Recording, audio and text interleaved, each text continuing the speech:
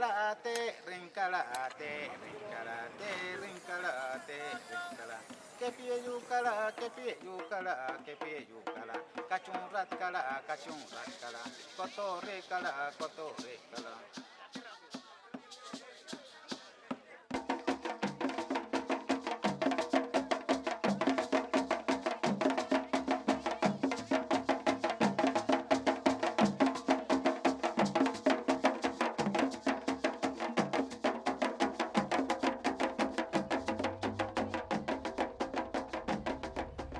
¡De frente! ¡Burr! ¡Abajo el imperialismo yanqui! ¡Abajo la oligarquía! ¡Que viva la lucha revolucionaria por Latinoamérica! ¡Que viva el estudiantado!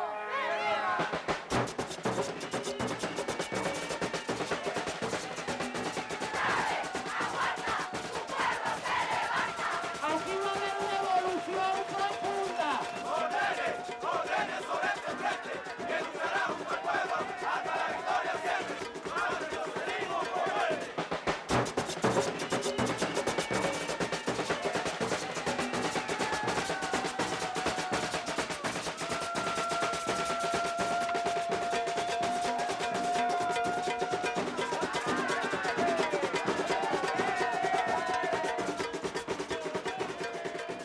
Mira, alguien me preguntaba a mí que cuándo había empezado todo este pleito. Yo le decía, eso empezó cuando mataron a Guayquipure. Ese día empezó. Esto no es sino una manifestación más de un proceso que viene desde entonces de resistencia, por un lado, de resistencia indígena, de resistencia de los esclavos africanos.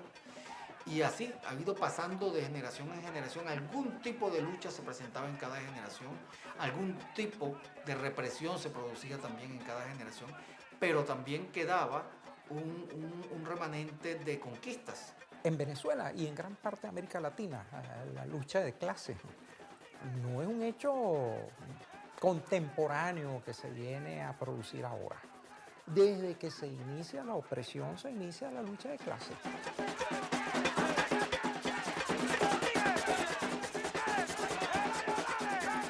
Se puede afirmar como una constante que esto ha sido una lucha que no ha cesado hasta nuestros días. Y que es toda una historia a reconstruir todavía. Los imperios siempre escamotean la historia de los pueblos, se las distorsionan para convencerlos de que no tienen historia o de que no tienen nada que aprender de esa historia. Y eso viene de una lectura interesada de la historia, porque la historia nos demuestra que no es así, es todo lo contrario. Y no nos da la gana de ser una colonia norteamericana. Y sí nos da la gana de ser una potencia latinoamericana.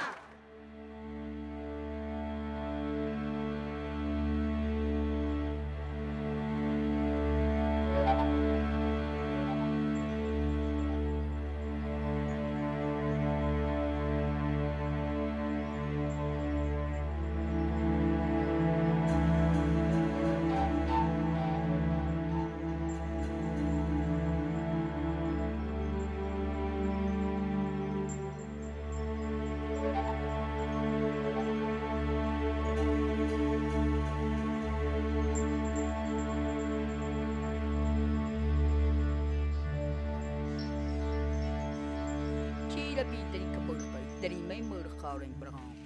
Abani dari kabarakaring akyok ba. Mi may naha ako bitari kabarakaring. Ayari di ok yang dari kabarakaring braham. Bari uray barakaring. Tuway bayok makabang. La señora dice que anteriormente cómo alimentábamos. Bueno, nos alimentamos de los indígenas, de yuca, plátano, trabajamos unidos, se compartían unos con otros. Y entonces dice la señora esta que el que si no tenía le daba el otro. Iban a una asamblea, tenía cada quien cacique de pesca, cacique de cacería y cacique de trabajo. Entre todos iban a pescar. Y lo que no agarraba nada, el otro le daba, el que no tenía, se compartía uno con otro.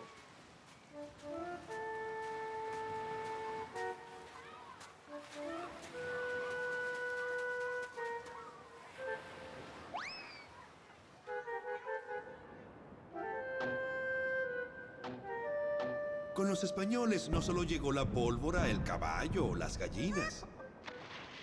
Llegó eso que llaman la civilización occidental, basada en la esclavitud y su deseo de dominar la tierra.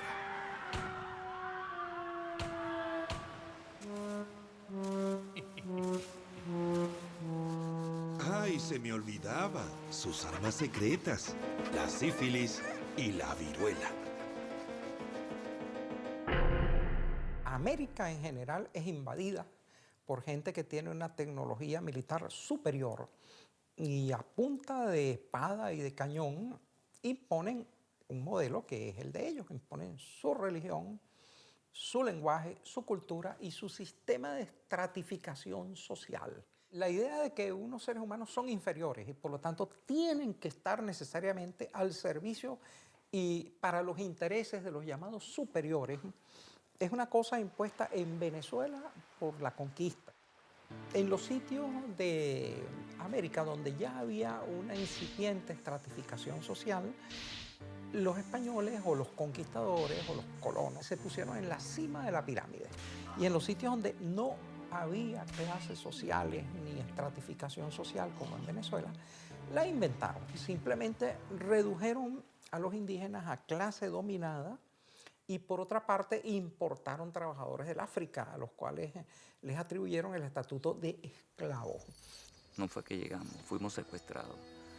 Aproximadamente en líneas generales como 30 millones de hombres, mujeres y niños a finales del siglo XVI. Una vez secuestrados aquí, fueron ubicados en celdas, que yo llamo celdas productivas, como las haciendas de cacao. España consiguió la mayor fuerza de trabajo con la que contó país alguno, para extraer la mayor cantidad de riquezas que jamás se conoció. El costo de esto solo lo pagó América, convirtiéndose en el escenario del mayor genocidio de la historia. Más de 70 millones de habitantes fueron reducidos a 3,5 millones. El 95% de la población originaria de América desapareció en el primer siglo y medio de conquista. Y luego del exterminio indio, 60 millones de africanos fueron secuestrados. 30 millones eran destinados a América. Solo 10 millones llegaron al continente. La primera globalización perversa de la humanidad, ¿no? Con fines totalmente capitalistas, que coincidió con el levantamiento de la sociedad industrial, que coincidió con el levantamiento del capitalismo y la expansión del capitalismo. Fue la trata negrera. Y lo que se generó a partir de la trata negrera, el sistema esclavista, el racismo, la discriminación, fue un hecho totalmente económico. De América se robaron cerca de 17 millones de toneladas de plata, 181,000 kilos de oro y grandes cantidades de joyas y metales preciosos. Mucha gente dice que sin ese enorme botín, el capitalismo quizás no hubiera arrancado o hubiera tardado unos siglos más en desarrollarse.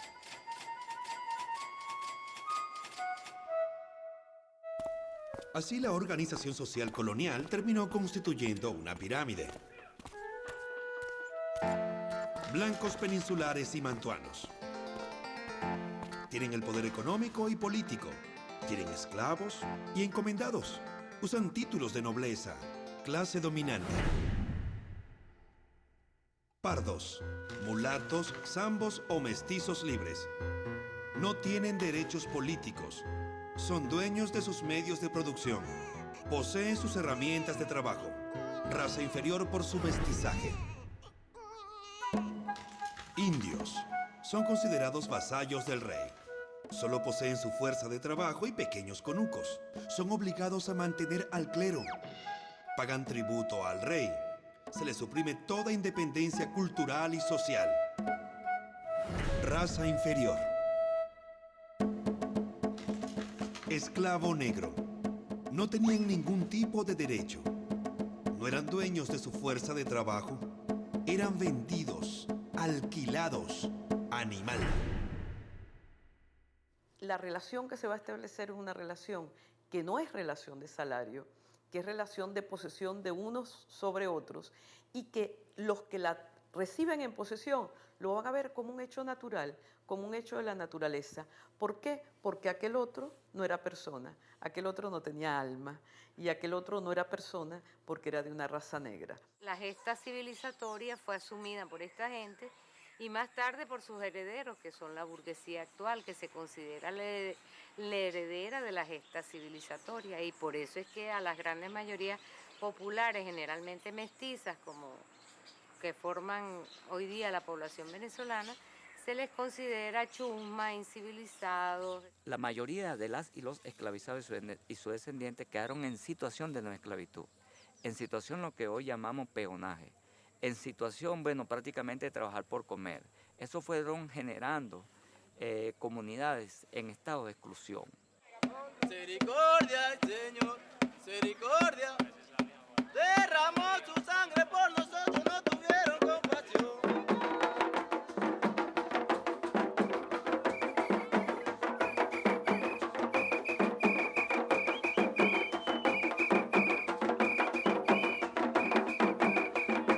Es aquí donde la cultura ha sido el factor esencial, y nosotros la hemos llamado cultura de resistencia.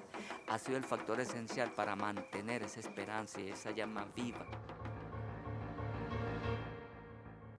Los habitantes originarios dieron la pelea. Más de 3 siglos les llevó dominar a América. Muchos pueblos prefirieron morir a ser esclavos. Los Caracas, los Araucanos, los Girajaras. Él siente de que el pueblo barí luchó, fue luchador. Hubo muchos guerreros que murieron en esa lucha con la penetración de los colonizadores, de los españoles. Se opusieron tenazmente, no solamente los indígenas para no ser conquistados, sino lo que vino luego. Se opusieron tenazmente. Si algo marca la historia de Venezuela de esos periodos, es la lucha constante de los que habían sido sometidos. En medio de situaciones desiguales se producen cimarronajes. Cimarrón era aquel o aquella que huía a través de un enfrentamiento contra los amos de la época y huían hacia lugares liberados. En este espacio donde estamos ahora, que se llama Mango de Ocoita, fue uno de los cumbres más victoriosos en la historia de la humanidad, conocido como el Cumbe de Ocoita. Cumbe significa espacio liberado, o lo que en tiempos de Che Guevara pudiéramos llamar un foco guerrillero. Y entonces aquí se reconstruyó parte de toda esa historia. Se reconstruyó el derecho a ser persona, se reconstruyó el derecho a hacer el amor en libertad, se reconstruyó el derecho de reproducción sin que sus hijos o los hijos, las hijas que nacieran, iban a ser del amo, sino nacieron en libertad. Aquí, en este lugar, fue una de las más hermosas experiencias en la historia de las Américas y el Caribe, donde las y los africanos por primera vez practicarían un nuevo modelo social que estaba al margen del modelo social colonial. Y eso, por supuesto, es una reivindicación espiritual, es una reivindicación de la dignidad, es una reivindicación de lo que hoy en tiempos de política moderna pudiéramos llamar la autodeterminación. La historia oficial tiende a minimizar esas luchas y es por ello que en el siglo XIX esa masa irredenta seguía a los caudillos, incluyendo a nuestro libertador Simón Bolívar, y luego más tarde siguió a Zamora, y siempre con la esperanza de zafarse de ese yugo que comienza a partir del mismo momento de la conquista.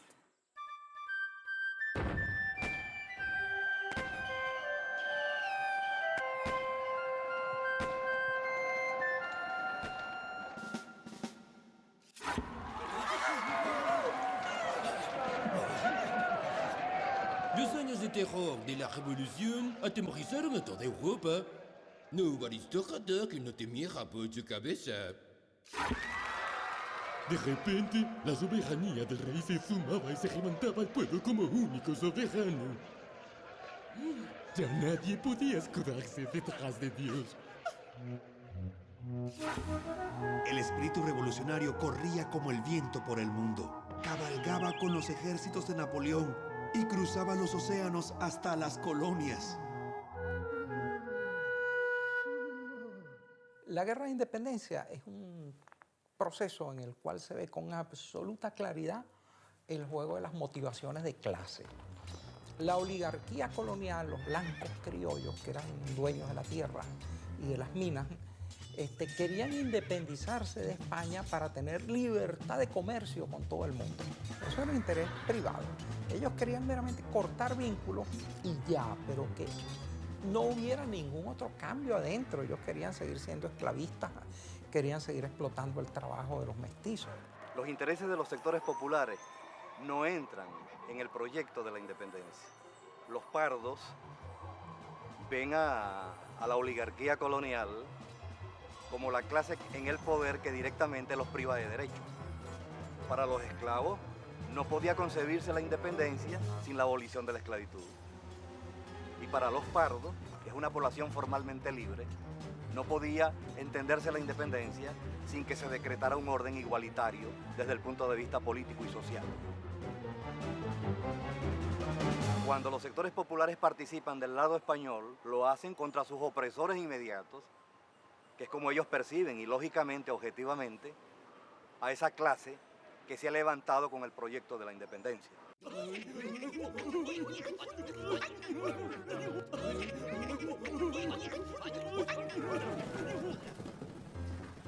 ¿Libertad para quién? Si ellos siempre han mandado. ¡Independencia! ¿Y quién se va a independizar de quién? Ah, pues ellos siempre han sido libres.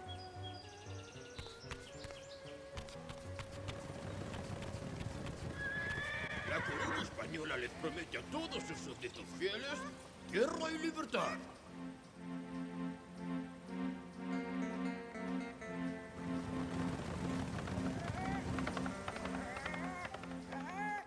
Seremos independientes, no rendiremos cuentas a ningún rey. Vais a poder comprar la limpieza de sangre. Fundaremos una república basada en la igualdad, libertad y la fraternidad. Acabaremos con los libros de pardos y podréis ir a donde queráis y vestiros como queráis. A la mayoría de la población venezolana no le importaba quién mandara. Lo que le importaba era quién le garantizara su libertad, tierras e igualdad. Lamentablemente para patriotas como Mariño, Miranda, Piar y Bolívar, los mantuanos nunca pensaron en una sociedad de iguales. La Primera y la Segunda República se perdieron. Solo cuando Bolívar entendió que el pueblo eran los mestizos, zambos, indios y por supuesto los blancos de todas las clases y recogió su bandera de tierra, libertad e igualdad, se consolidó la independencia. Simón Bolívar advierte que es imprescindible llevar la guerra al campo social y eso lo logra con dos medidas extraordinarias. Número uno, libertad de los esclavos que se incorporen a las filas independentistas. Y número dos, reparto de tierras entre aquellos soldados que hubieran luchado a favor de la independencia. Fíjate cómo una vez que la independencia se convirtió en guerra social, triunfó. El secreto de nuestra independencia fue el anhelo de igualación social de los venezolanos. Pero Bolívar fue un revolucionario en el sentido que en su tiempo todo cuanto él planteó era una transformación profunda, tanto en las relaciones de producción de la sociedad, de esta sociedad. Cuando Bolívar promulga el decreto de liberación de los esclavos, eso es una medida revolucionaria, porque eso iba a cambiar también las relaciones de producción. Ahora, Simón Bolívar muere prematuramente y su plan maestro, que era un plan de integración de América Latina y el Caribe, lamentablemente muere con él. Las oligarquías locales se aliaron con los caudillos independentistas para garantizar la perduración de sus privilegios. Así fue como fundaron la ciudadanía de la nueva república. Para ellos todo seguía igual. Sus instituciones esclavistas, sus latifundios con mano de obra en feuda, su pureza de sangre.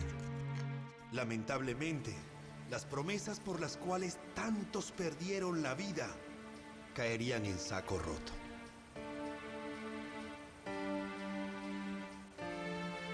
Se logra la independencia formal de nuestros países, pero se reproduce en la república el orden colonial.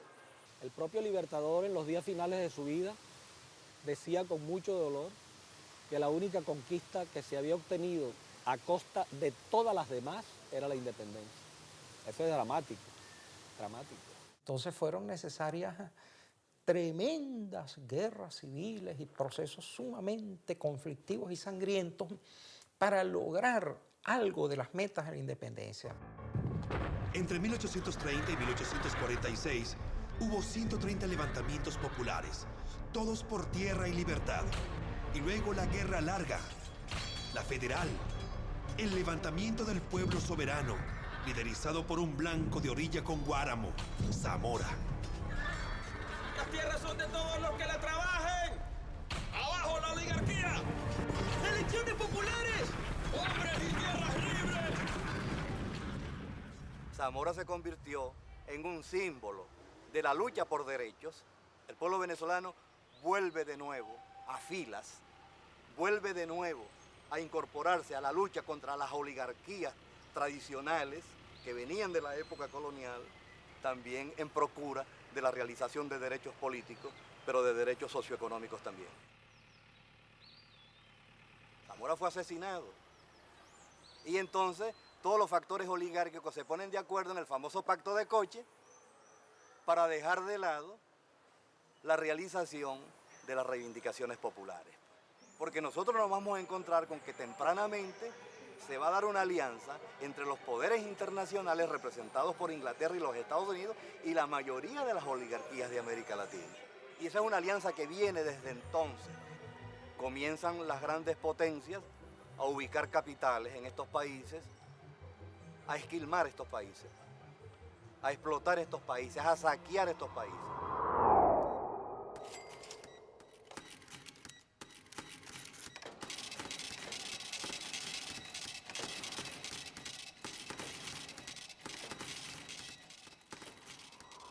El imperialismo es un fenómeno en el cual los estados nacionales de las potencias se van con sus burgueses a colonizar económicamente el mundo.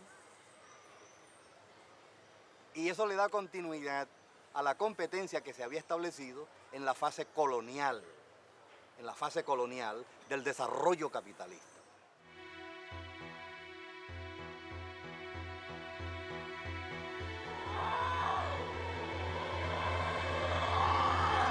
Estados Unidos empieza sus movimientos en contra de América Latina desde el mismo instante de su propia independencia.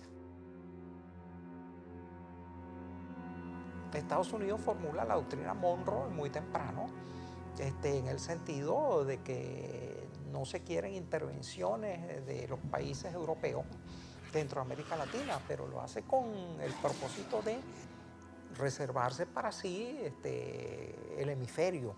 Cipriano Castro, que mandaba para la época, es depuesto por un golpe de Estado en parte consentido y promovido por Estados Unidos porque expropia a una compañía estadounidense.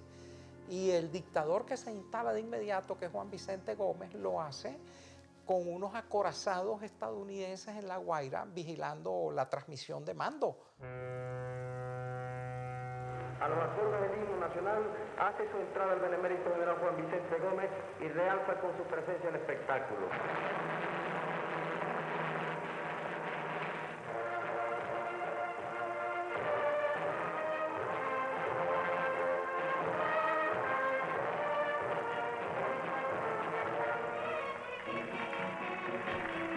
General Juan Vicente Gómez llegó al poder en 1908 con el ejército, las compañías petroleras, los latifundistas y los comerciantes importadores, y convirtió a Venezuela en un país dependiente económica y políticamente de los Estados Unidos.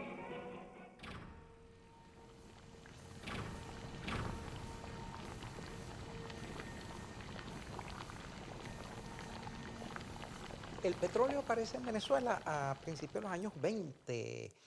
Ahora, desde que revienta el Pozo de la Rosa, empieza una carrera entre los grandes consorcios ingleses, los holandeses de la Royal Dutch Shell y las 7 hermanitas estadounidenses para ver quién va a lograr más concesiones en Venezuela. Y desde entonces, bueno, la política, la economía y hasta cierto punto la cultura de Venezuela empieza a girar alrededor del petróleo.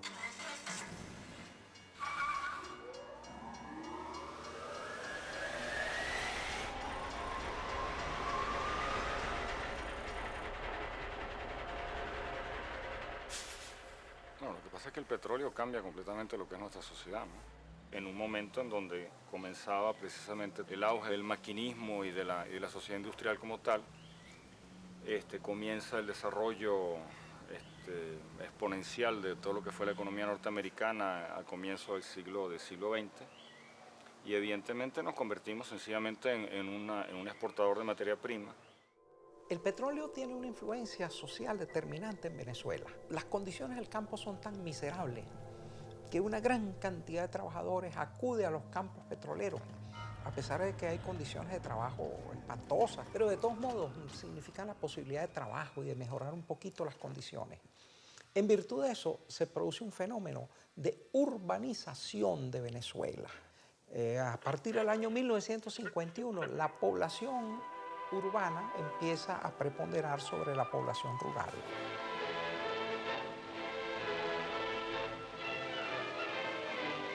Restos de la bella montaña del Ávila al este de Caracas.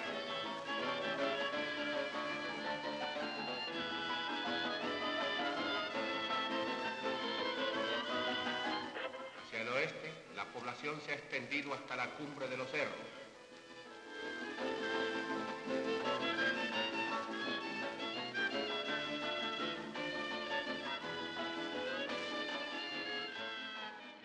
Pero además de esto, empieza una economía deforme, porque las empresas petroleras pagan impuestos al Estado, el Estado puede gerenciar un gran gasto público que redistribuye sobre todo entre las clases dominantes, en función de que estas hacen obras públicas o hacen importaciones o jugadas financieras. Y entonces prácticamente les es más fácil a las oligarquías económicas importarlo todo y luego revenderlo con ganancias exorbitantes que producir. Entonces se creó una economía todavía más dependiente.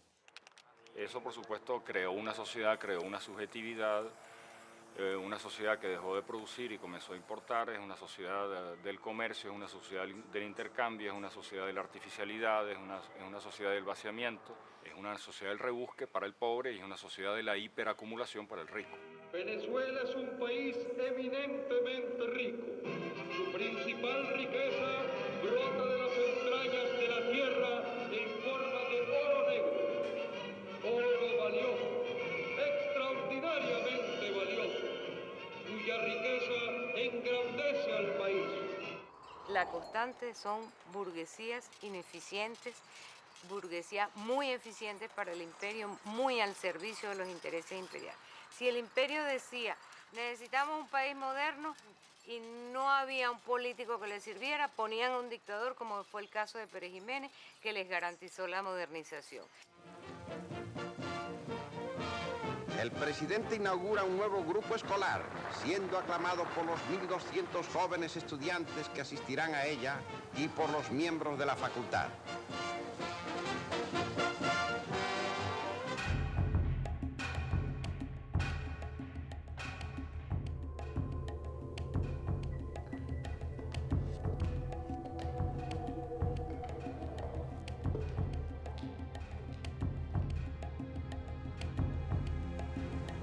En la madrugada del 23 de enero nace un nuevo periodo para la democracia venezolana. El sol que se levanta ese día ilumina después de una larga noche de 10 años el corazón de las masas. Junto con el alborozo prende en el pueblo la certeza de que ha desaparecido la última dictadura que padecerá jamás Venezuela. Después de 10 años de dictadura militar, la izquierda venezolana logra unir a todas las fuerzas antidictadura, hace los contactos, ella, la izquierda, con la joven oficialidad venezolana, y a través de un movimiento de masas muy combativo, en donde logramos derrotar en la calle a la policía represiva del dictador, se alcanza una victoria trascendental, que es el derrocamiento de la dictadura de Pérez Jiménez. La izquierda y el pueblo esperaba que surgiera un gobierno identificado con sus intereses, identificado con el programa de convocar unas elecciones libres, de un ejercicio de la democracia con un gran contenido popular, poner cese a los viejos dominios de la oligarquía. Cuando se abrió la inscripción electoral, el pueblo respondió masivamente, ya que estaba decidido a elegir por medio del voto libremente expresado un gobierno que fuera legítimo representante de los intereses populares. Pero en lugar de eso, ¿qué ocurre? Y Romualdo Betancourt viene al país con el propósito de cambiar el curso de la política bajo el signo de la insurrección cívico-militar del 23 de enero de 1958. Los partidos del estatus consideran necesario entonces hacer un pacto que llaman pacto de punto fijo para establecer las bases de la gobernabilidad futura. Y ese pacto tiene esencialmente 3 cláusulas. Programa único, vale decir, no va a haber literalmente diferencia entre partido y partido, programa único para las elecciones que vienen. Número 2, el debate solo se va a centrar en planchas y candidaturas. Y número 3, exclusión de los partidos socialistas y comunistas. El 15 de octubre de 1962, el ministro de Relaciones Interiores introdujo ante la Corte Suprema de Justicia una solicitud de ilegalización de los partidos Movimiento de Izquierda Revolucionaria y Comunista Venezolano, en vista de su actitud insurreccional contra el orden democrático. Cerradas las posibilidades de las luchas pacíficas, democráticas, y bajo el viento, la ola de entusiasmo que despierta la Revolución Cubana, el Partido Comunista, el Movimiento de Izquierda Revolucionaria y otros sectores de la izquierda asumen la lucha armada. Como la sombra de la sombra hacia la selva se adentró, días enteros caminó con el fusil y la razón.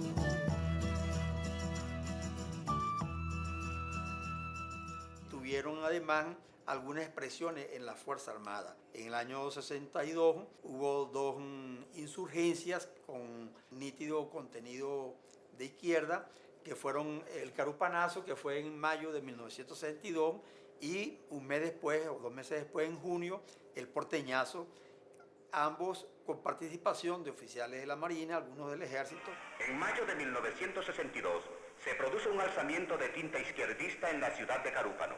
Las Fuerzas Armadas ponen una vez más de manifiesto su apoyo a la constitucionalidad al aplastar el movimiento en pocas horas. En ese brote se comprobó la participación de 2 diputados de la extrema izquierda, uno de los cuales fue condenado a 8 años de cárcel.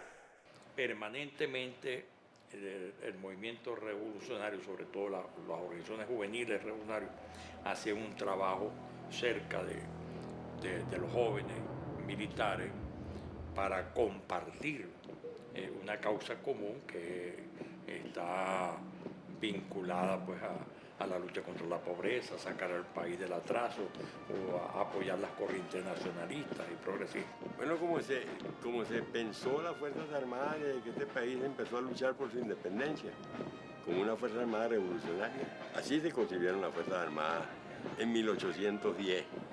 Esa Fuerza Armada mantuvo siempre un núcleo de rebeldía, inspirado en lo que fue el socialismo utópico en el siglo XIX y lo que en el siglo XX sería el pensamiento socialista dirigido por el materialismo histórico.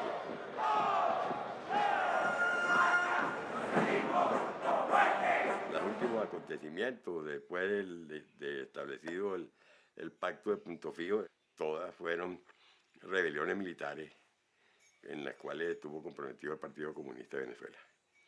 De manera que aquí no ha habido la Fuerza Armada esa de otros países sudamericanos íntimamente ligados con la estructura social, porque por principio la mayor parte de los cuadros de mando de la Fuerza Armada son personajes de extracción popular.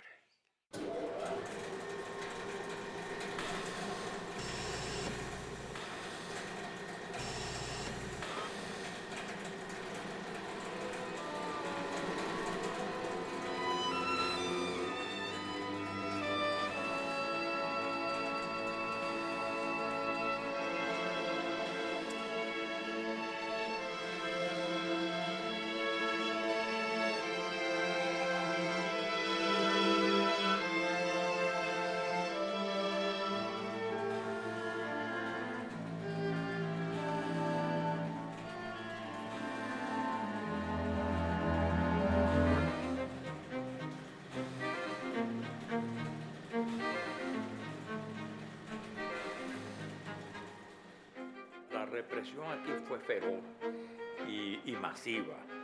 Hubo un momento en que en Venezuela habían más de 5.000 presos políticos.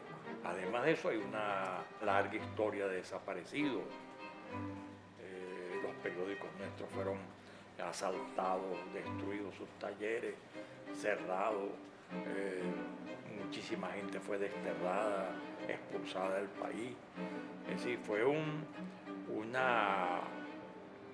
periodo de represión muy brutal, que por supuesto tenía el apoyo de los medios de comunicación que ocultaban esa situación, tenía el visto bueno de Estados Unidos, es decir, había toda una cortina que ocultaba al mundo la situación que había en Venezuela. Playas. Hay aglomeración, pero también oportunidad para lucir las últimas creaciones de la moda playera.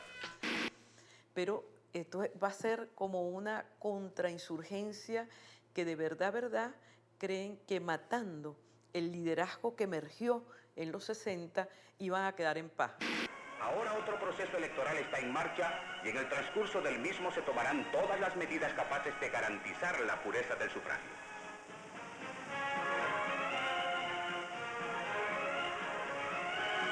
Solo así, únicamente por el voto, cumpliendo la voluntad popular, se producirá el cambio de gobierno. Se hace evidente para todos que nada puede impedir la obra constructiva de un gobierno emanado de la libre voluntad popular. Usualmente se dice que el Pacto de Punto Fijo inaugura el debate político en Venezuela. De hecho, lo clausura. Lo clausura porque ya no se va a poder debatir sobre reformas económicas fundamentales, no se va a poder debatir sobre el problema de la propiedad, sobre el problema de las clases, etc. Ese esquema de organización social se supeditaba a un enfoque de dominación visto desde varias perspectivas, de dominación política, hegemónica, cultural.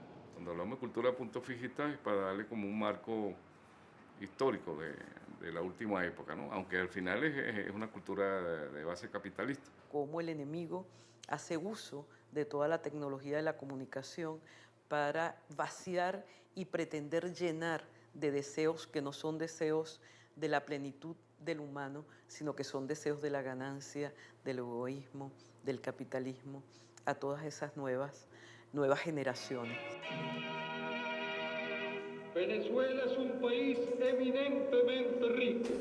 Su principal riqueza brota de las entrañas de la tierra en forma de oro negro.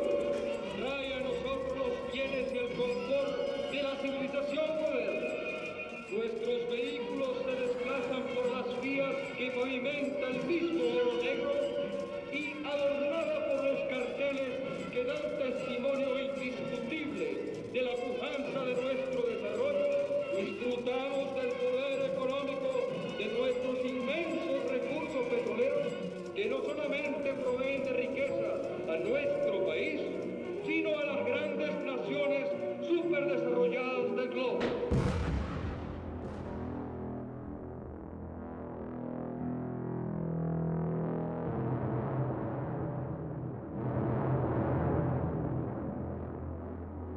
Uno de los mecanismos más crueles del neoliberalismo para explotar a los países menos desarrollados fue el del crecimiento de la deuda pública externa.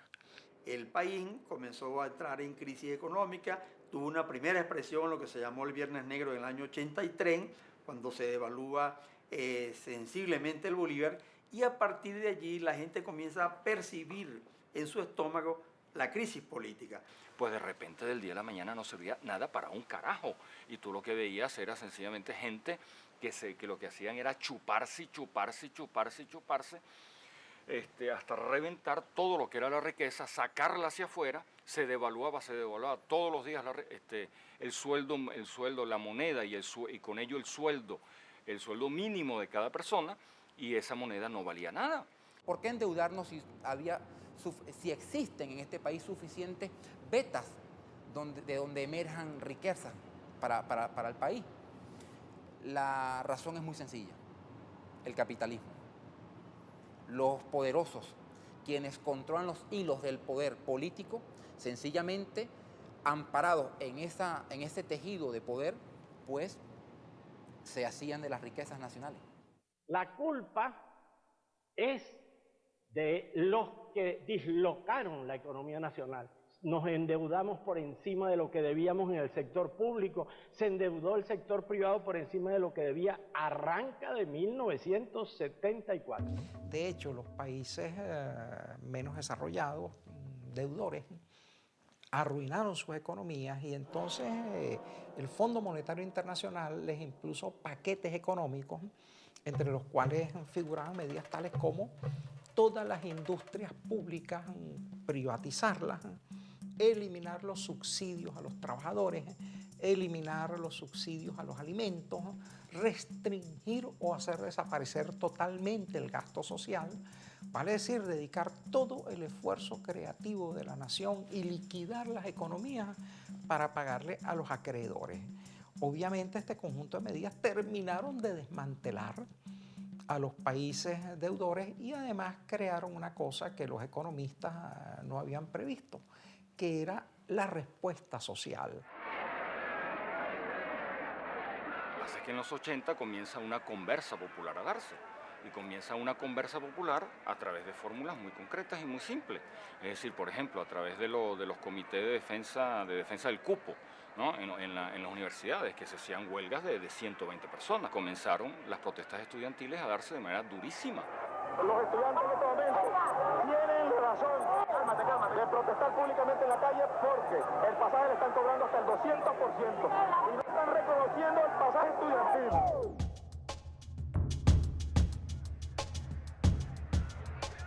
Teníamos un cuadro de subversión social generalizado. En ese sentido, podemos decir que el 27 de febrero no es más que la consecuencia de una experiencia de rebelión y de subversión social que ya estaba en la calle. Coincidencialmente, el mismo año 89 en que se venía bajo el muro de Berlín y en donde supuestamente se vivían los felices años 80 del neoliberalismo, y se proclamaba el fin de la historia y de las ideologías y toda la subsecuente cadena de derrumbe del campo socialista del siglo XX. Venezuela en ese mismo año 89 se levantaba en contra de la propuesta neoliberal a través del Caracazo.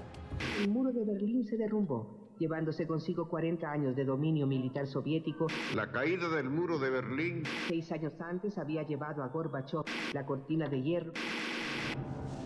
Hoy los choferes de transporte colectivo, al conocer las tarifas del pasaje, no aplicaron el decreto del Ministerio de Transporte y Comunicaciones. Tal situación generó una serie de protestas en toda el área metropolitana y en algunas zonas del interior del país. Nosotros vivimos en el país más rico de América Latina y somos casi el pueblo más pobre. Nosotros vemos que 85% de la riqueza la acapara 15% de privilegiados, dejando 15% de riqueza para el 85%. Nosotros vemos que la mitad del ingreso público se gasta en intereses de una deuda que no contrajimos y mucho menos gastamos. Nosotros vemos preparar la venta de nuestra industria petrolera. Nosotros vemos entregar la soberanía del único país que tenemos. Nosotros hemos ido perdiendo los derechos al trabajo, a la salud, a la educación, a la seguridad social, a la administración de justicia. Nosotros somos convocados o masacrados cada vez que lo objetamos. Nosotros estamos cansados. La paralización del transporte colectivo en Caracas ha motivado que muchos trabajadores, estudiantes y ciudadanía en general haya tenido que regresar a sus hogares caminando. Caída la noche, ya la situación se encontraba prácticamente controlada gracias a la intervención de los organismos policiales. Amables televidentes, nuestra invitación es para mañana a la hora de costumbre, cuando estaremos nuevamente con ustedes en La Noticia.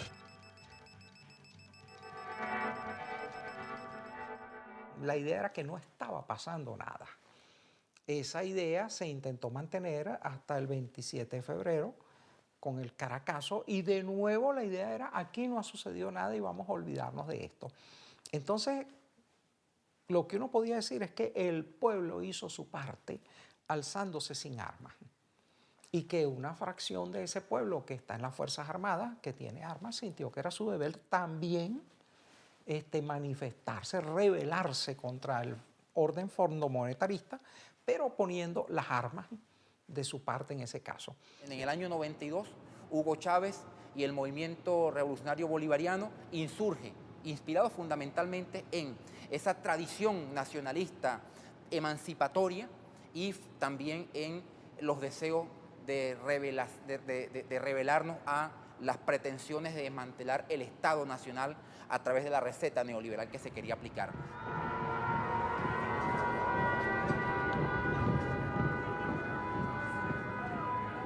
Ya basta de tanta ignominia, basta de tanta traición.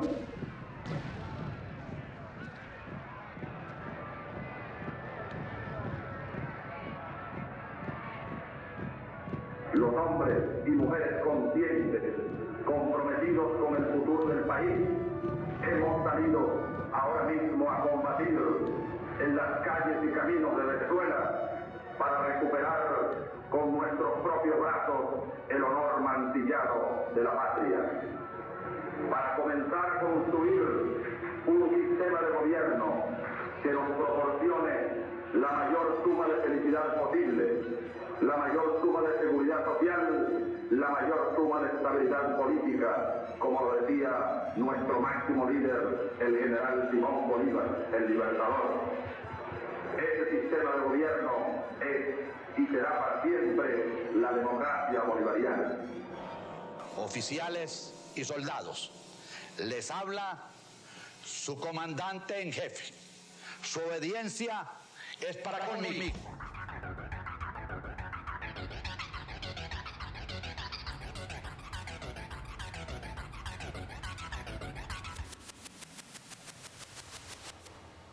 Compañeros, lamentablemente por ahora los objetivos que nos planteamos no fueron logrados en la ciudad capital. Es decir, nosotros acá en Caracas no logramos controlar el poder. Ustedes lo hicieron muy bien por allá, pero ya es tiempo de evitar más derramamiento de sangre, ya es tiempo de reflexionar y vendrán nuevas situaciones y el país tiene que enrumbarse definitivamente hacia un destino mejor.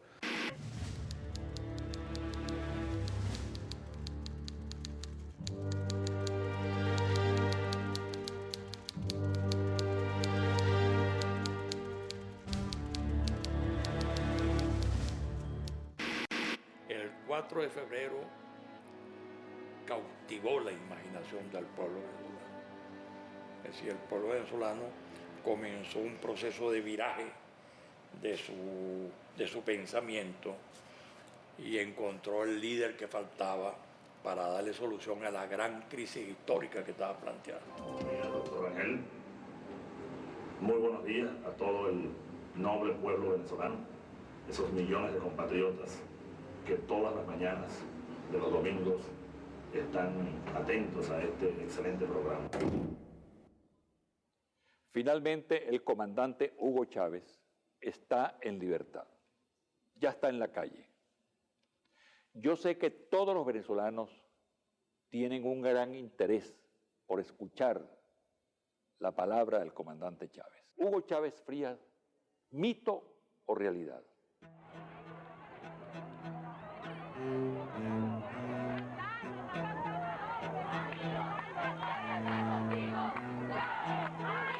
Chávez es el hombre que realmente nos va a ayudar a llevar la democracia como tiene que ser. Estoy desde el 4 de febrero en Miraflores, allá tú estás luchando y seguiré luchando por el comandante y todos los patriotas. Porque hoy es un día jubiloso para todos los bolivarianos y estamos aquí con él ayudándolo porque vamos para adelante con él.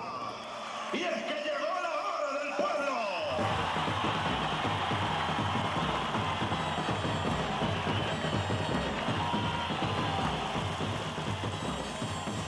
Nulo 5.98%. Hugo Chávez Frías, 2.794.062 votos, 56.23%.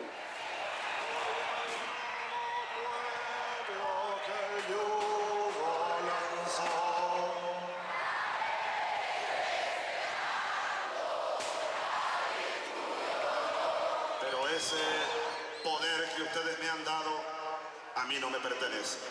Ese poder es de ustedes.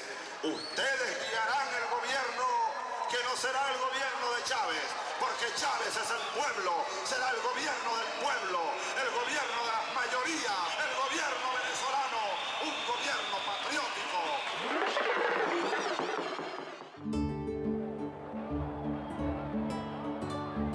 La revolución bolivariana es la síntesis del acumulado histórico, desde la resistencia indoamericana a la ocupación colonial europea, pasando por las gestas cimarronas de los indios que se rebelaban a la esclavitud y luego iban a combatir, pasando también por la gesta libertaria e independencia venezolana. Toda la expresión de rebeldía manifiesta en contra de las distintas dictaduras que en el siglo XX sobre Venezuela se vertieron, pero también me refiero al movimiento insurgente, los encuentros del movimiento estudiantil que convocaron la agitación nacional en contra de la receta neoliberal que sobre Venezuela se aplicó en los años 80. El triunfo electoral de Hugo Chávez hace síntesis entonces de una revolución que se venía cifrando desde muchos años atrás.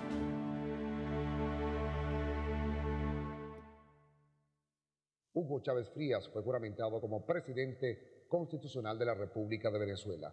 Ricardo Durán nos dice que los alrededores del Congreso se convirtieron en una fiesta popular ante el anuncio de Chávez de convocar un referéndum consultivo.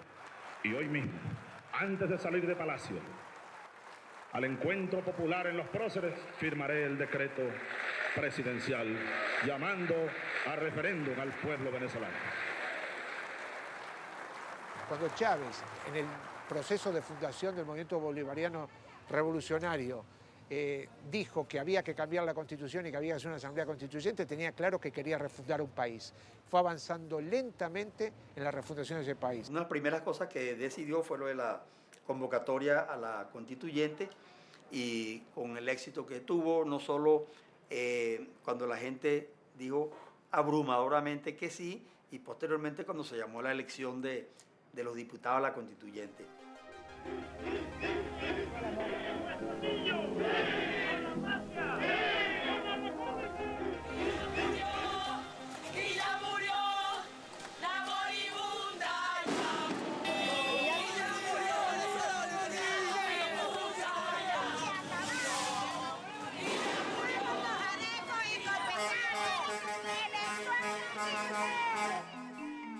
Nosotros tenemos que darle cauce a un movimiento que corre por toda Venezuela. Es un pueblo que recuperó por su propia acción, por sus propios dolores, por sus propios amores, recuperó la conciencia de sí mismo y ahí está clamando. Y el gobierno que yo hoy comenzaré a dirigir, y he comenzado ya, pues tiene que enfrentar, ustedes saben, una situación heredada terrible. Tenemos un desempleo. Las cifras oficiales hablan del 11, 12%, pero hay otras cifras por allí que apuntan al 20%. Un subempleo rondando el 50% de la fuerza económicamente activa. Casi 1 millón de niños en estado de sobrevivencia. 27, casi 28 por 1000 nacidos vivos es la mortalidad infantil de Venezuela, de las más altas de todo el continente. Más de la mitad de los niños en edad preescolar no están yendo al preescolar.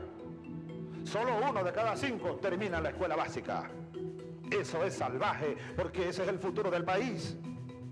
Las Fuerzas Armadas venezolanas deben incorporarse, y así lo saben y así lo quieren ellos, de manera mucho más activa, más digna, a las tareas del desarrollo nacional, en todos los órdenes, pudiera ser la ciudadanización de los militares venezolanos.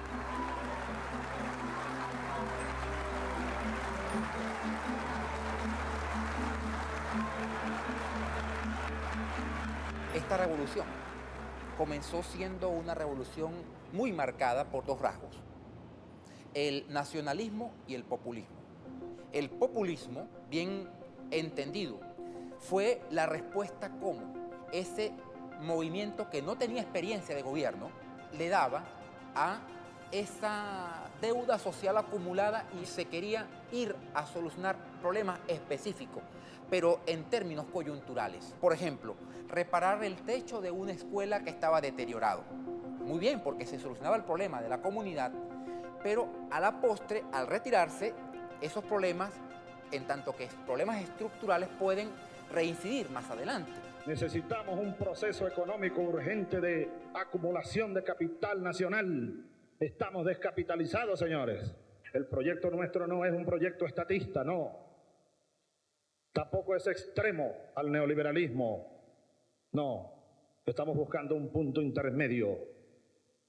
Tanto Estado como sea necesario y tanto mercado como sea posible. En un momento determinado, inclusive se apeló por la búsqueda de darle rostro humano al propio capitalismo, adoptando eventualmente aquella idea socialdemócrata de la tercera vía.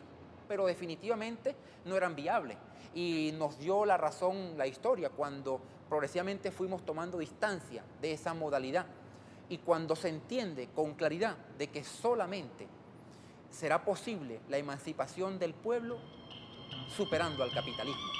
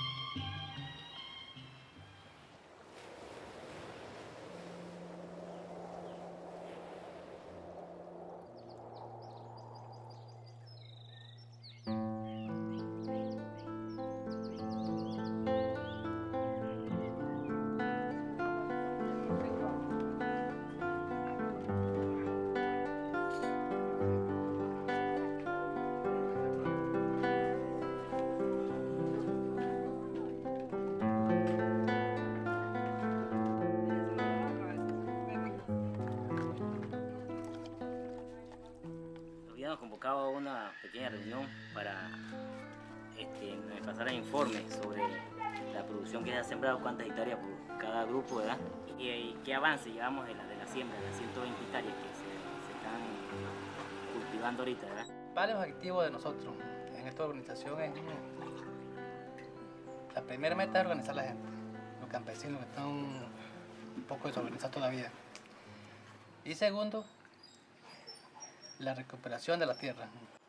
Luego de la guerra de la Federación, en esta etapa fue muy incipiente, se podría decir, la articulación.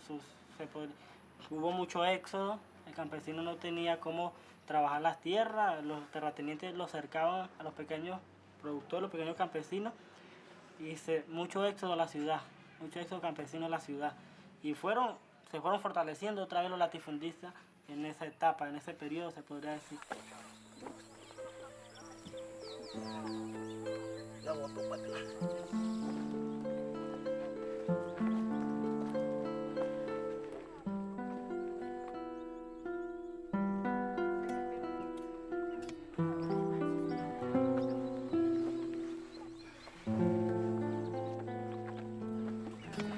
No, porque esa ha sido de las bases primordiales, dejar de ser uno explotado tanto por el mayorista.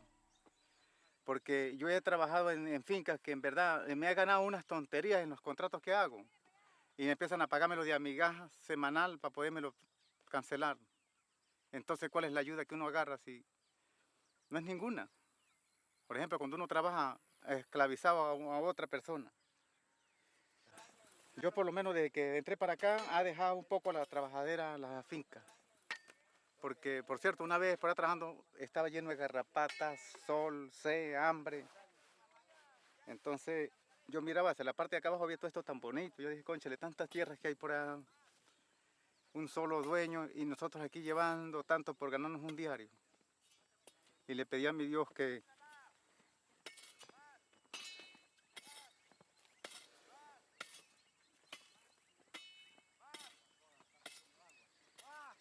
siempre le pedí a mi Dios que nos mandara un gobierno bueno. Y no, tardó, pero llegó. Y gracias a Dios, pues, aquí no tengo reales, pero sí, ya he mantenido a la familia. Y al menos, pues, hay una esperanza que puede ser que mañana pasado pueda tener algo más. Es esa la esperanza. La lucha de clases velada, que se inicializó con mucha fuerza, de forma muy pronunciada, a comienzos de la Revolución Bolivariana, se intentó dosificar y administrar. El presidente Chávez, tal vez en el año 2000-2001, vivió un proceso muy parecido al que Fidel Castro protagonizó por allá en la década de los 70, o aceptar la propuesta de la oligarquía nacional de poder buscar una salida intermedia a la crisis nacional que diera paliativos al sector popular, pero que le permitiese mantener los privilegios a las clases oligarcas, o sencillamente entregarse al abrazo con el proceso emancipador del pueblo venezolano. ¿Qué hizo Hugo Chávez? Sencillamente se aplicó a fondo en la redacción de aquellas leyes habilitantes y le certó una puñalada, un disparo certero al corazón de los intereses de la burguesía nacional, con la promulgación de dos leyes fundamentalmente, la ley de tierras y la ley de hidrocarburos, es decir, la administración de la renta nacional por la vía de la riqueza petrolera o el mantenimiento del régimen latifundista. Ha tocado puntos claves. Un tema, la tierra, que tiene que ver con todo lo que América Latina reivindica habitualmente, desde la época de la conquista hasta ahora. Y otro tema, obviamente, el tema de los medios de comunicación que, como decía antes, permanentemente están paneando para ayudar a cualquier proceso de dominación. Porque el gobierno revolucionario lo que está es distribuyendo la riqueza entre todos para que todos vivamos mejor, porque la riqueza de Venezuela es de todos, no de una minoría. Una declaratoria de insanía mental del presidente de la República, Teniente Coronel Hugo Chávez Frías. Están llamando a un cacerolazo en contra del gobierno del presidente Hugo Chávez. El objetivo del paro es protestar contra las leyes del habilitante, en especial la ley de tierra. Es el ejercicio responsable y democrático del deber que siente el empresariado de hacer frente a una situación preocupante. Su simpatía hacia el régimen comunista ha impedido que nosotros ejerzamos los derechos que nos corresponden por naturaleza. Nos ha obligado a salir a la calle y reclamar lo que es nuestro. Porque en mis 60 años que vivo en este país nunca ha venido alguien tan feo y tan malo como esto. Afortunadamente, lo vamos a sacar. La oposición lo que dice es que Venezuela es una, no hay pobres ni ricos, todos vivimos en un mismo país, todos somos venezolanos. En la medida que los ricos tengan más plata y haya más inversión, los pobres van a estar mejor.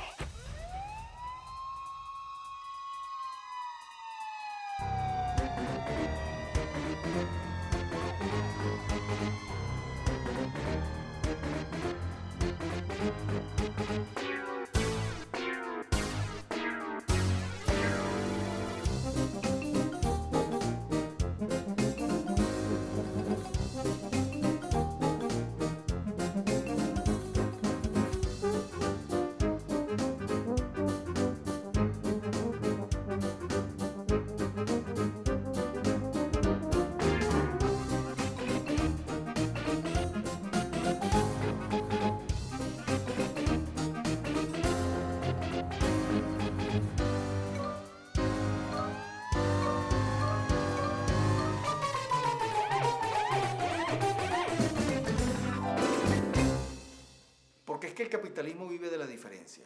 El capitalismo necesita la diferencia, porque tiene que haber alguien que explote y tiene que haber alguien que sea explotado y alguien que acepte su explotación pasivamente.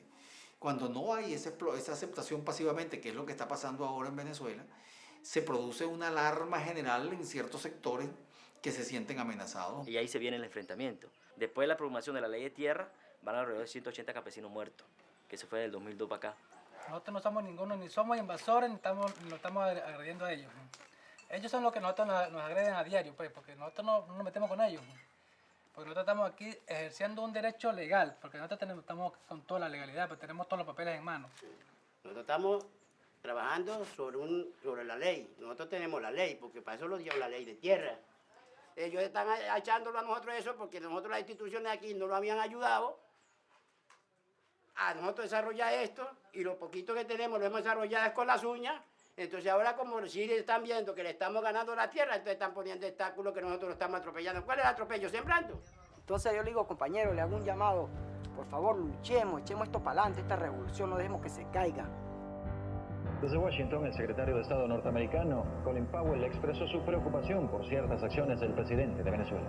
We have been concerned with some of the actions of Venezuelan President Chavez.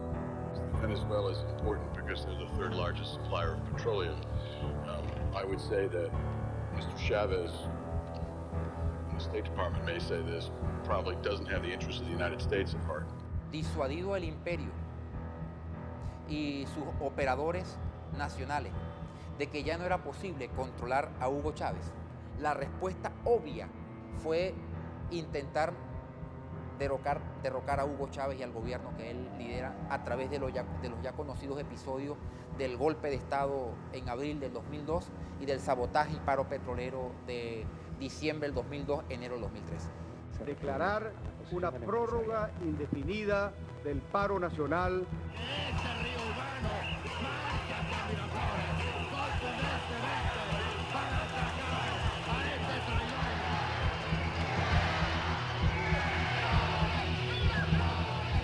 Señor Ortega, es una irresponsabilidad que usted esté convocando frente a Miraflores cuando usted sabe que hay miles de personas concentradas en Miraflores. El primero en caer fue Tony José Velázquez Rodríguez, detective de la DICIT. Casi todos los muertos recibieron los disparos en el área de la cabeza y el cuello.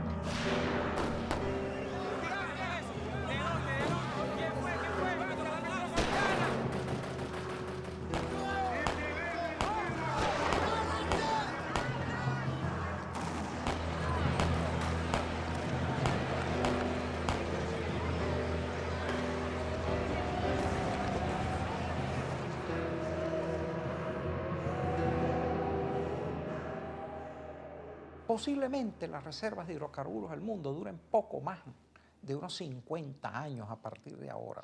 Y las potencias que dominen ese remanente dominarán ese medio siglo. Por lo tanto, la política actual es una gran carrera para saquearle sus recursos energéticos a los países que los tienen. El centro de la controversia en el golpe era la privatización de Petróleos de Venezuela Sociedad Anónima. La llegada de Hugo Chávez al poder cerró por completo toda esta posibilidad. A todas las autoridades, a todas las Fuerzas Armadas, por favor, actúen, este gobierno ya es ilegítimo. Hemos decidido dirigirnos al pueblo venezolano para desconocer el actual régimen de gobierno y la autoridad de Hugo Rafael Chávez Frías y del alto mando militar.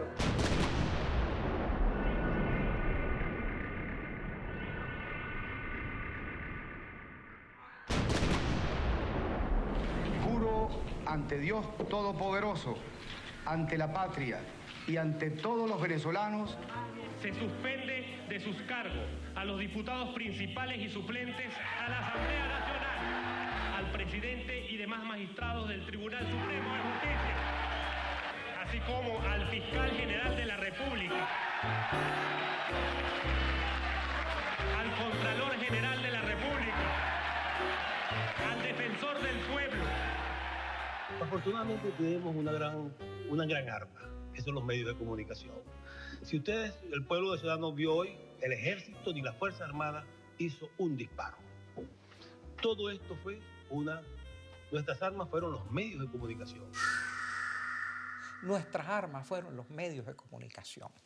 Efectivamente, los medios de comunicación en Venezuela interfirieron en las transmisiones del presidente el día del golpe de Estado y las interrumpieron además de eso.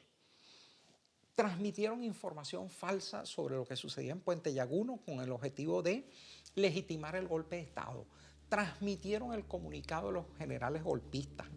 Acudieron a la dictadura de Carmona, a la instauración de la dictadura de Carmona para apoyarla. Pudieron creer que asociándose con el poder económico, el poder mediático más poder económico, podían apoderarse del poder político, dando un verdadero golpe de Estado mediático, un caso único en el mundo. Confusa situación en Venezuela. Simpatizantes de Chávez protestan en las calles. ¿Existe alguna constancia escrita de que Chávez renunció? No aparece, no existe. La leyeron por televisión, pero no la mostraron. Por otro lado, estos mismos manifestantes y otros que encontramos en Caracas se quejaron de que la prensa local, particularmente la televisión local, no ha estado cubriendo sus manifestaciones. En los actuales momentos vivimos esta situación de cambios políticos. Recordamos que etapas como la presente tienden a ser escenario ideal de rumores y de falsas alarmas. La gente tiene que tomar la calle porque el presidente Chávez es el presidente legítimo de todos los venezolanos. Este es un gobierno de los empresarios que van a mancillar a nuestra gente. No los quieren arrebatar porque una pequeña minoría que ahora es dictador, como es el presidente de Fedecámaras, que no es sino un dictador, quieren seguir concentrando la riqueza en este país. Vamos a luchar, no nos demos por vencidos.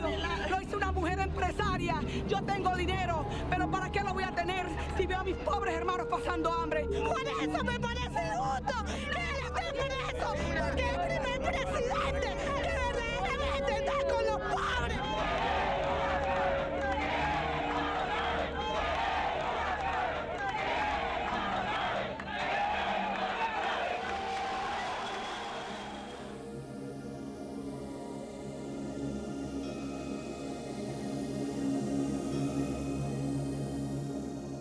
También se reportó un levantamiento en la base militar de Maracay, donde un grupo de jefes castrenses desconoce al gobierno que encabeza el empresario Pedro Carmona. Glenda, el Palacio de Miraflores está totalmente rodeado por seguidores del presidente Hugo Chávez. Yo me encuentro en este momento dentro del Palacio de Miraflores. El Palacio de Miraflores está bajo el control de tropas leales al presidente Chávez y al vicepresidente Diosdado Cabello.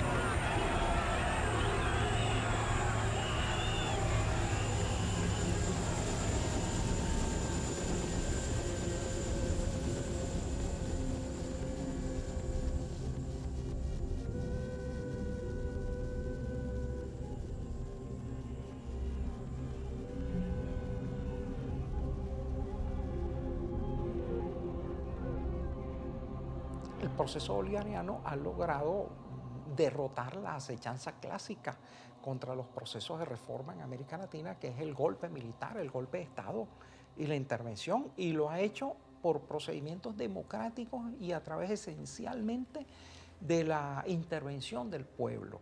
Pero posteriormente hubo otro hecho mucho de tanta significación como fue la derrota del paro que va desde el 5 de diciembre hasta comienzo de febrero, 63 días, que creo que no habría soportado ningún gobierno de América Latina y no sé si del mundo. Y ahí se libró una batalla que fue decisiva. Quien ganara el control de la industria petrolera ganaba el poder. El propósito de estos paros era provocar un alzamiento popular, explosiones sociales, saqueos, y la gente estuvo consciente. Era importante ver cómo cada día hacían miles de personas, hacían cola en los barrios de Caracas para comprar una bombona de gas. Y ahí no se produjo ningún incidente.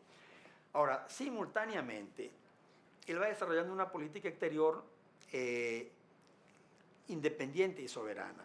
Él, después del golpe de abril, recibe un informe secreto confidencial para que examinara cuál fue la injerencia o participación de Estados Unidos en el golpe de abril.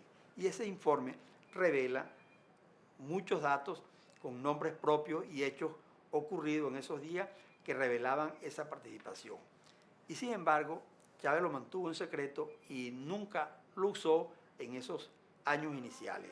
La primera vez que él ataca duramente al gobierno de Estados Unidos fue después de tener 5 años largos en el poder. Esa política suya tiene cada vez más simpatía y solidaridad en el resto del mundo. Y de alguna manera, se supone, ha influido en lo que ha ocurrido en América Latina en los últimos años. ¡Que vivan los pueblos de la América Latina! ¡Que viva el pueblo de Bolívar! ¡Que viva la soberanía de los pueblos! Lamentablemente, la profecía de Bolívar no hizo sino cumplirse. Los Estados Unidos de Norteamérica parecen destinados por la providencia para plagar la América de miserias a nombre de la libertad. Y todos los gobiernos que de una u otra manera se oponen al imperialismo comienzan a ser atacados, comienzan a ser satanizados, comienzan a ser atropellados. Ya han pasado casi 200 años de aquella alerta que hacía el gran líder, el gran visionario que fue Simón Bolívar. 200 años después, aquí estamos nosotros, concentrados en esta Caracas bolivariana para seguirle diciendo no al intervencionismo norteamericano en nuestra tierra. Y aquí en Venezuela lo que estamos haciendo es un esfuerzo gigantesco para cambiar de camino, para cambiar del camino al infierno al camino a la vida. Yo les voy a decir algo.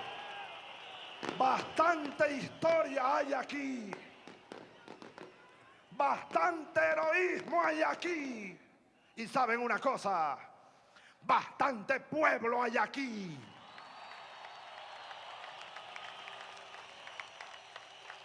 Y saben otra cosa, bastantes cojones hay aquí para defender esta tierra, para defender esta patria de cualquier intruso que pretenda venir a humillar la dignidad de esta tierra sagrada de la Venezuela, de todos nosotros. ¡Carajo!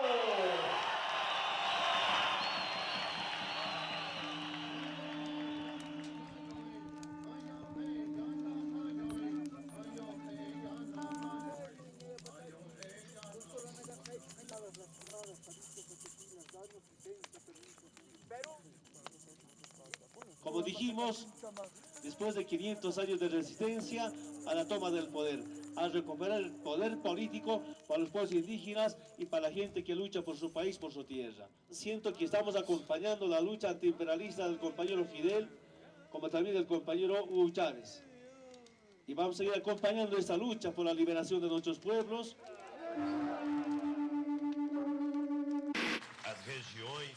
Las regiones más empobrecidas tendrán en nuestro gobierno una atención mayor, porque queremos tornar Brasil más igualitario. El candidato de Alianza País y de la izquierda ecuatoriana manifestó durante una rueda de prensa que se abre una nueva etapa en la construcción de una nación soberana. El triunfo de la izquierda ecuatoriana, que se agrupó sin excepciones tras la candidatura de Correa, refleja una vez más la tendencia política predominante en América Latina, donde son derrotados los proyectos neoliberales y proimperialistas. El capitalismo ha fracasado en América Latina. Tiene que ver con que no ha podido diseñar una sociedad donde los seres humanos sean tenidos en cuenta. Las relaciones de explotación que se han dado han generado desde respuestas de rebeldía muy fuerte a planteos de sumisión que han hundido a las sociedades en la pérdida de sus identidades como sociedad. No había otra solución que avanzar hacia la construcción de una sociedad distinta, humanitaria, igualitaria. Chávez ha comprendido que hay que avanzar mucho más allá de las tareas muy importantes, pero siempre incompletas históricamente, de la liberación nacional. La revolución, entre muchas otras cosas, es una aceleración de procesos. Aceleración y profundización, sobre todo rumbo a una sociedad de iguales donde no haya excluido. Es necesario, decimos, y dicen muchos intelectuales del mundo, trascender el capitalismo. Pero agrego yo, el capitalismo no se va a trascender por dentro del mismo capitalismo. No. Al capitalismo hay que trascenderlo por la vía del socialismo. Por esa vía es que hay que trascender el modelo capitalista. El verdadero socialismo, la igualdad, la justicia.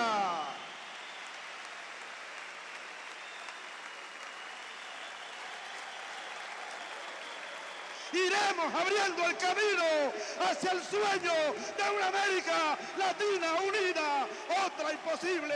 Un abrazo, les amo mucho a todos. Muchísimas gracias.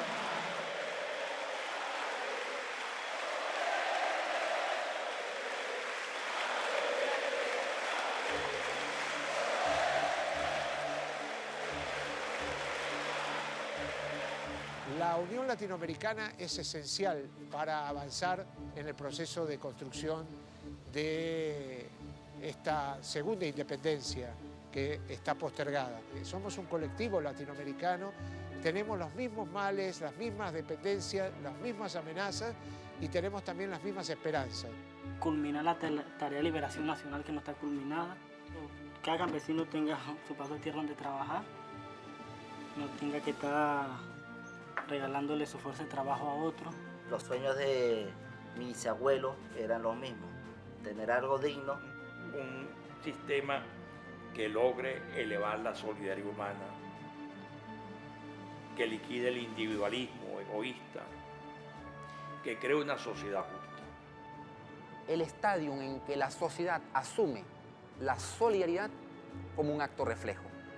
Romper la dependencia ancestral que tenemos del recurso petrolero, multiplicar los factores de producción en Venezuela. Un modelo de desarrollo sustentable donde los afro y los indígenas han jugado un papel esencial. Volver a la fuente, volver a las raíces, volver al espíritu.